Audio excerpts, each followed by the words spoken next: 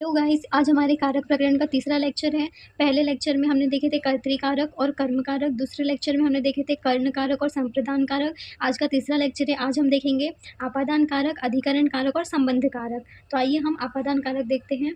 जो आपादान कारक होती है उसमें पंचमी विभक्ति आती है और इसका जो चिन्ह होता है वो होता है से। तो आइए हम आपादान कारक जो किन किन में लगती है तो उनके सारे नियम पढ़ेंगे। इसका पहला नियम है ध्रुव मपाई अपादाने पंचमी, मतलब कि जिस व्यक्ति या वस्तु से अलग होने के लिए जो कारक या ध्रुव का अर्थ होता है उसमें अपादान कारक लगती है और अपादान कारक में पंचमी विभक्ति होती है। जैसे रमेशः ग्रामात् आयाति, रमेश गांव से आता है, तो इसमें से लगा है तो गांव से आता है मतलब उससे अलग हो रहा है, गांव से दूर हो रहा है। तो दूर होने के जो अर्थ है, अलग होने का जो अर्थ है उसमें आपादान कारक होती है।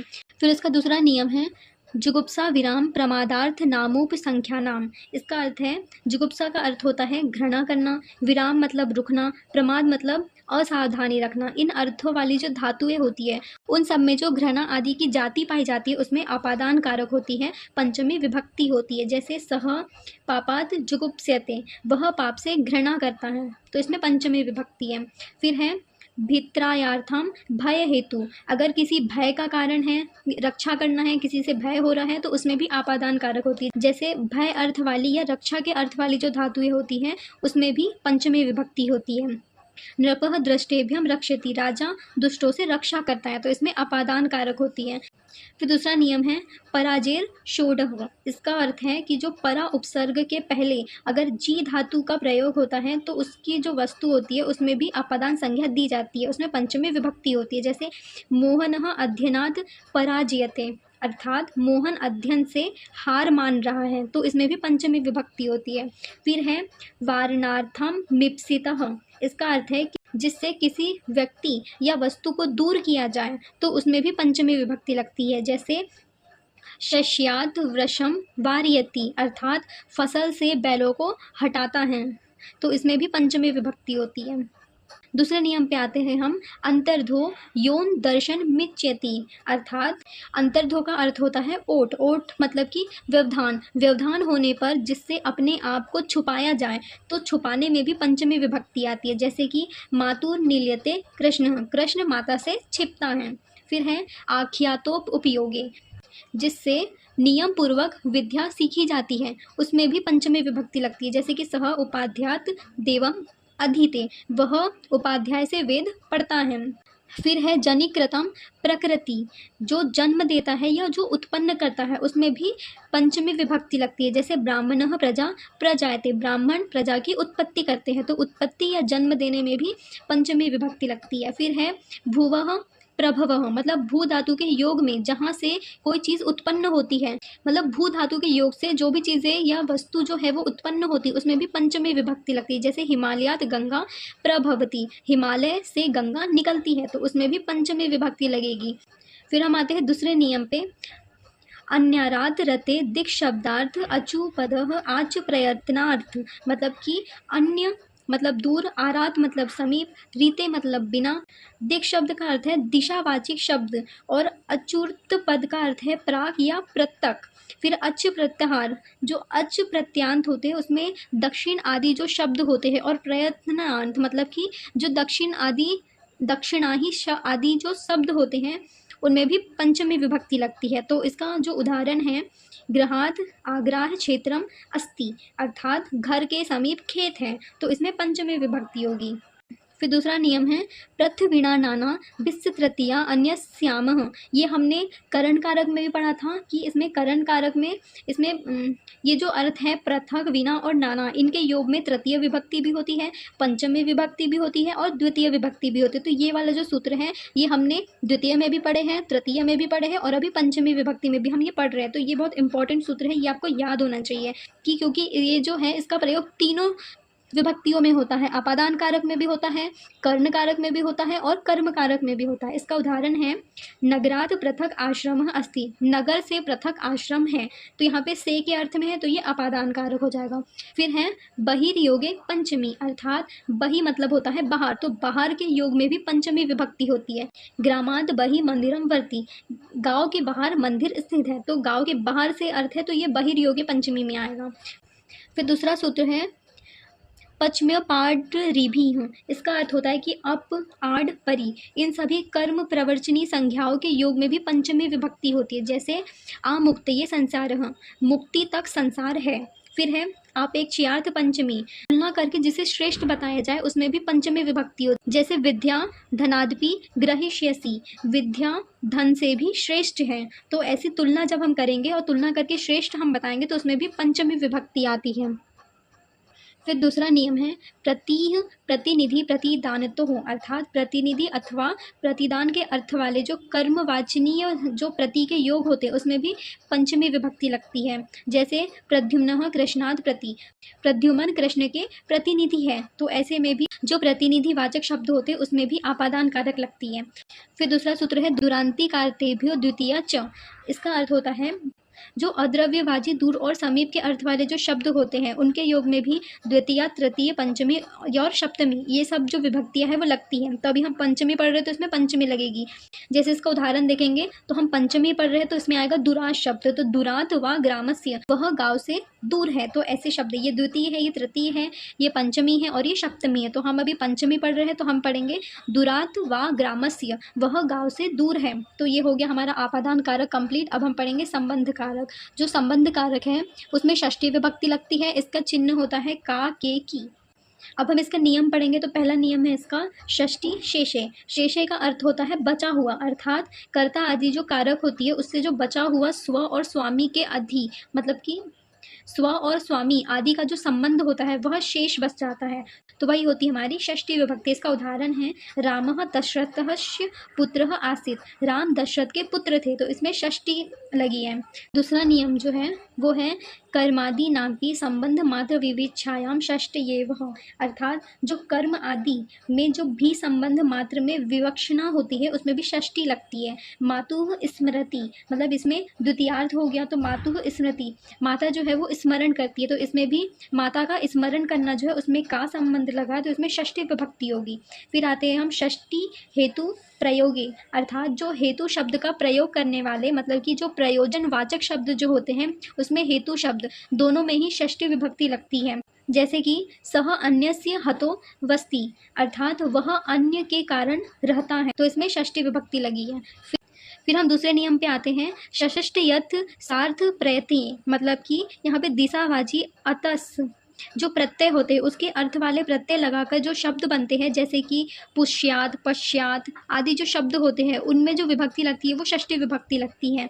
जैसे भूमिया अधः जलम अस्ति, तो भूमि के नीचे की ओर जल है, तो इसमें अधस्य लग गया, तो इसमें तात अतस प्रत्यय जो है वो लास्ट में लगा हुआ है, इसलिए ये जो है इसमें षष्ठी विभक्ति आएगी।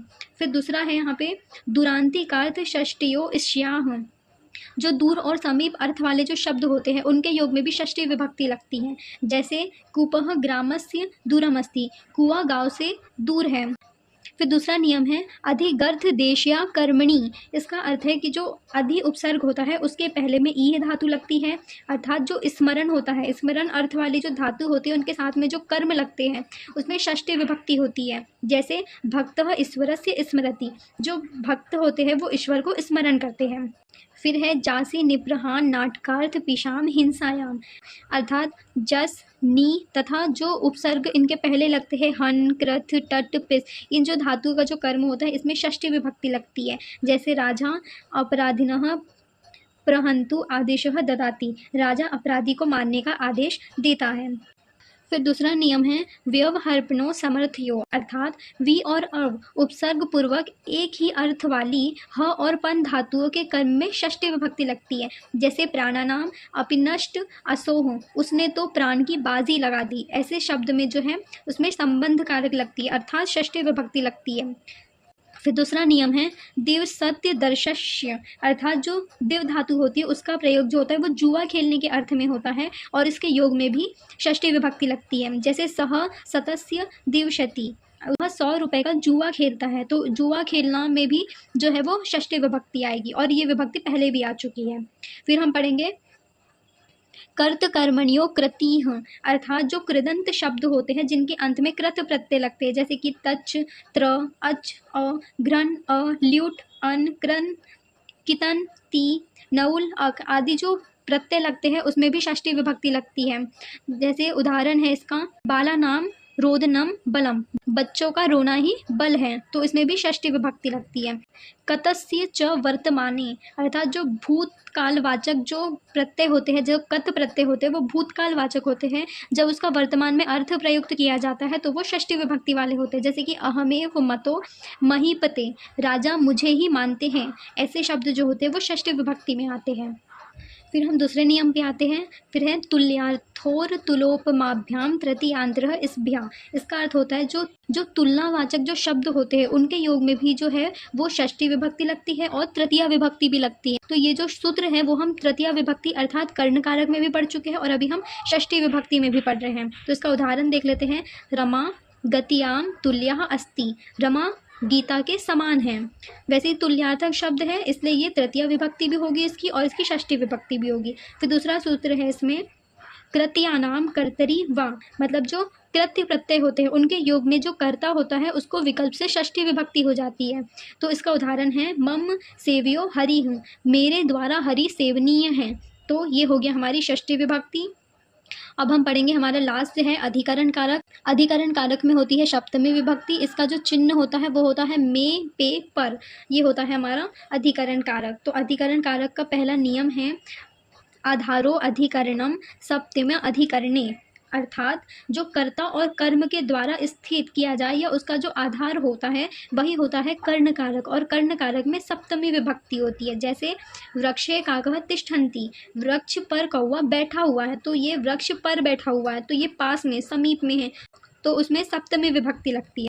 फिर दूसरा नियम है, साधुवः साधु प्रयोगे च, साधु और असाधु इन शब्दों में जो प्रयोग किया जाता है, जिसके प्रति साधुता और असाधुता को प्रदर्शित किया जाता है उसमें भी सप्तमी विभक्ति लगती है। जैसे साधुः कृष्णो मातृ, अर्थात कृष्ण माता के प्रति अच्छा है, तो इसमें भी सप्तमी विभक्ति लगेगी।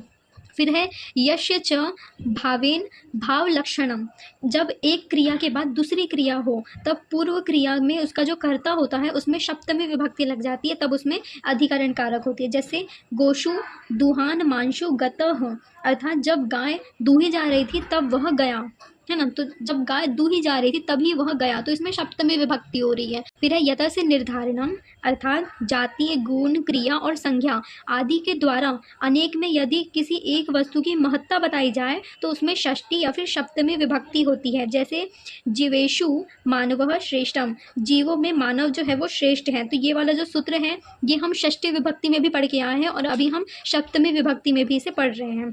फिर है साधुनिनाभ्यामचार्य सप्तम प्रातेह, मतलब साधु और निपुण दोनों के जो शब्द के योग होते हैं उसमें भी सप्तमी विभक्ति होती है। जैसे कि निप्यो राज्ञो सेवः, राजा का सेवक निपुण है, तो इसमें भी जो निपुण है वो उसका गुण बता रहा है, तो ये होगी उसमें सप्तमी विभक्ति। फिर दूसरा नियम है अश्माधिकम यस्य चेश्वर वचनम तत्र सप्तमी, अर्थात जिसके अधिक हो और जिसका स्वामित्व कहा जाए उसमें जो कर्म वाचनीय के जो योग होते हैं उसमें भी सप्तमी विभक्ति होती है। जैसे कि अधि भुवि रामः, अर्थात राम भूमि के स्वामी हैं, तो राम भूमि के स्वामी हैं, इसमें भी सप्तमी विभक्ति है। फिर है अवच्छेदने सप्तमी, अवच्छेदने सप्तमी जो है इसमें शरीर के किसी भी अंग में सप्तमी विभक्ति लगाई जाती है तो उसे ही अवच्छेदने कहते हैं। जैसे कि करे गृहीत्वा कथितः, अर्थात हाथ में लेकर कहा, तो इसमें भी षष्ठी विभक्ति, क्योंकि इसमें हाथ का प्रयोग हुआ मतलब कि शरीर के अंग का प्रयोग हुआ, तो उसमें सप्तमी विभक्ति लगेगी।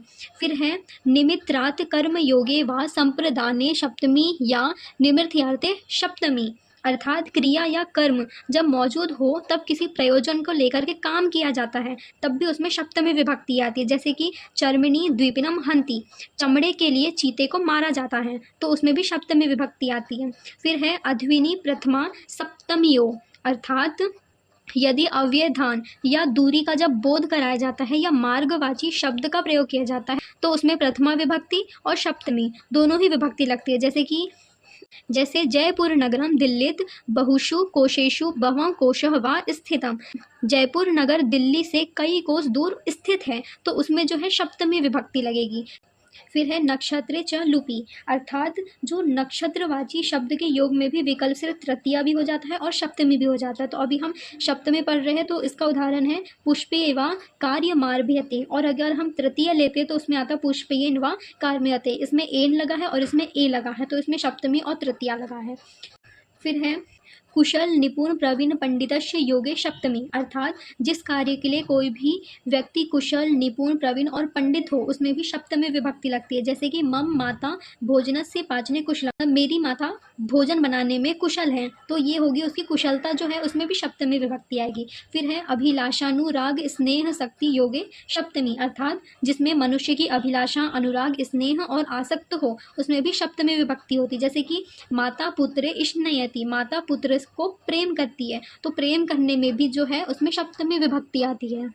फिर है प्रसितोत्सुक्याभ्याम तृतीय च, मतलब प्रत्येक और उत्सुक इन शब्दों के लिए भी तृतीया और सप्तमी, इसके लिए भी दोनों विभक्तियों का प्रयोग होता है। जैसे कि निंद्राया निंद्रायाम व उत्सुक, मतलब निंद्राया और निंद्रायाम, इसमें दोनों ही तृतीया और सप्तमी दोनों ही विभक्तियाँ लग रही है। फिर लास्ट सूत्र है हमारे पास में अधिरेश्वरे, इसका अर्थ होता है कि स्वामी के अर्थ में अधि जो होता है वो कर्म प्रश्नवाचनीय होता है, और उसके योग में अधिकृत जो वस्तु होती है उसमें भी सप्तमी होती है।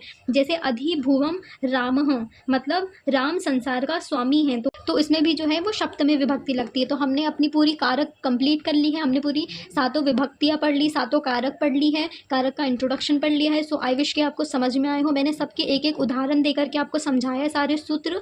ये सूत्र जो है वो आपको याद होने चाहिए कि मतलब ये इसमें हेल्प करेंगे कि हमें जो सेंटेंस बनाना है तो हमने हमने ये वाला जो अर्थ पढ़ा है वो हमने उस सूत्र के अंदर पढ़ा है, और वो सूत्र हमारा अधिकरण कारक में आता है या आपादान कारक में आता है, तो उसकी वजह से हम जो कारक है उसको पहचानने में हमें ईजी होगा। सो आई विश कि आपको समझ में आया हूँ। So thank you for watching.